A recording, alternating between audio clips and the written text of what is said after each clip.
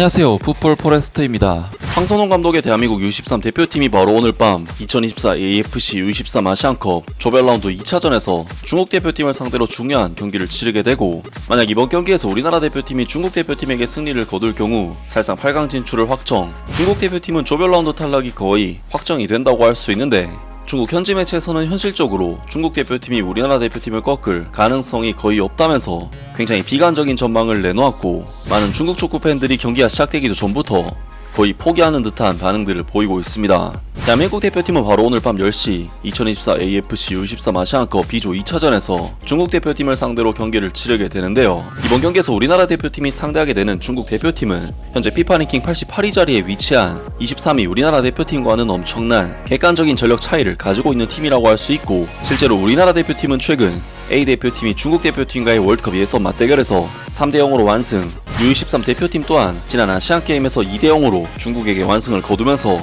중국의 홈팬들이 보는 앞에서 중국 대표팀을 탈락시킨 전적이 있기 때문에 이번 경기는 당연히 중국을 만났다 하면 차이를 보여주고 있는 대한민국 대표팀에게 거의 우세한 경기라고 할 수 있는데요. 중국 대표팀으로서는 1차전 일본 대표팀과의 경기에서 상대의 퇴장으로 한 명이 더 많은 상황에서 경기를 치렀음에도 패배를 당하고 말았고, 이미 1패를 안고 있는 상황인 만큼 한국과의 이번 경기에서마저 패배를 하게 된다면 2패로 사실상 탈락이 확실해지는 상황이라고 할 수 있는데, 중국 현지 매체에서는 현실적으로 중국 대표팀이 우리나라 대표팀을 꺾을 가능성이 거의 없다면서 굉장히 비관적인 전망을 내놓았고, 많은 중국 축구 팬들이 경기가 시작되기도 전부터 거의 포기하는 듯한 반응들을 보이고 있습니다. 4월 19일 생방송, 베이징 시간으로 오늘 밤 21시 U13 아시안컵 2차전이자 올림픽 예선 조별 라운드에서 중국 올림픽 대표팀이 한국 올림픽 대표팀과 대결한다. 천진 일본은 이번 경기가 1차전에서 패한 뒤 중국 올림픽 대표팀이 져서는 안 될 경기라고 분석했다. 한국은 아랍에미리트와의 1차전에서 볼 점유율 73%를 기록하며 막강한 위력을 가시했다.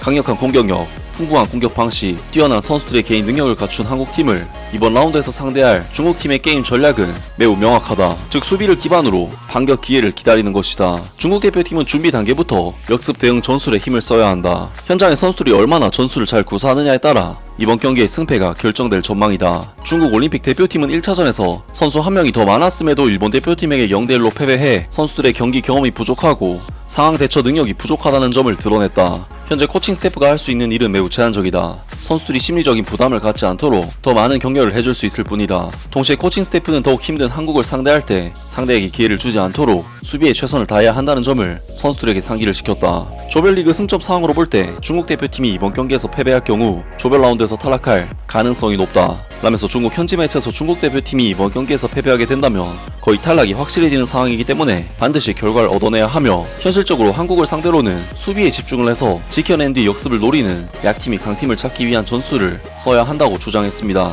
사실 인도네시아 대표팀의 신태용 감독이 어제 있었던 호주와의 경기에서 압도적인 전력 차이에도 불구하고 맞불을 놓으면서 극적인 승리를 만들기도 했었지만, 일반적으로 약체팀이 강팀을 상대로 경기를 할 때는 수비에 치중하는 것이 현실적인 선택이라고 할 수 있고, 결국 중국은 지키는 축구를 베이스로 한국을 상대해야 할 것으로 보이는데요. 하지만 많은 중국 축구 팬들은 한국과의 경기가 시작되기도 전부터 굉장히 비관적인 반응들을 보이고 있습니다. 4년 동안 얼마나 많은 사람을 망쳤는가. 중국은 폐쇄적인 합숙 훈련을 시켰고 현대 축구의 정상적인 발전 법칙을 어겼고 결국 실전에서는 아무것도 할 수 없었다. 중국 대표팀은 장기간의 훈련이 실제로 선수들을 망치고 있다는 사실이 입증되었다. 중국팀에게는 시간이 얼마 남지 않았다. 그들은 최선을 다해 귀를 막고 남을 속이고 있다. 중국 대표팀은 한국에게 무릎을 꿇어야만 한다.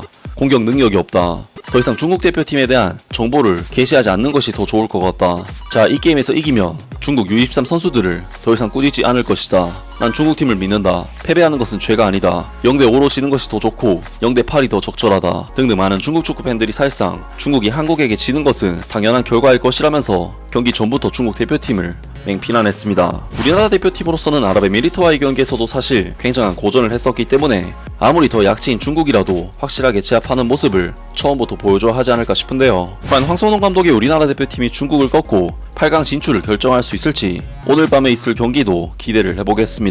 아무튼 오늘 영상은 여기까지고요. 영상 재밌게 보셨다면 구독과 좋아요 그리고 댓글 부탁드립니다. 감사합니다.